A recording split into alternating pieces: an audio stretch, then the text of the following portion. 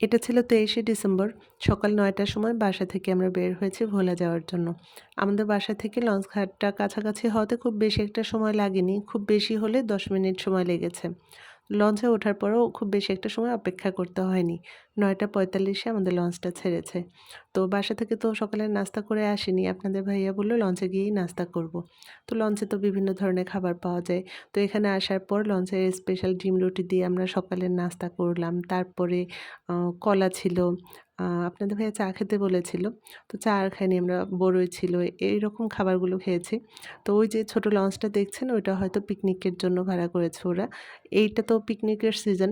এই সিজনে এরকম ছোট, ছোট লঞ্চ নিয়ে অনেকে পিকনিকের জন্য বের হয়। আর এটা ছিল আর কি কিছু সময় বসে থাকার পর লঞ্চের নিচের সাইডে এসেছি। এখানে বিভিন্ন ধরনের খাবার পাওয়া যায়। কেউ চা খেতে চাইলেও তাও পাওয়া যায় এখানে। আর এরপরে লঞ্চের একদম পেছনের সাইডে এখানে অল্প একটু বসার জায়গা আছে, নামাজের জায়গা আছে। তো এখানে আমি আমার ছেলেকে নিয়ে রোদে বসেছিলাম। ভালোই লাগছিল। লঞ্চের ভেতর সাইডটা একদম খুব ঠান্ডা লাগছিল।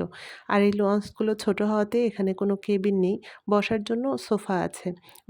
বরিশাল থেকে ভোলা যেতে বা ভোলা থেকে বরিশালে আসতে খুব বেশি একটা সময় লাগে না। সর্বোচ্চ ২.৫ ঘন্টা কি ৩ ঘন্টা সময় লাগে।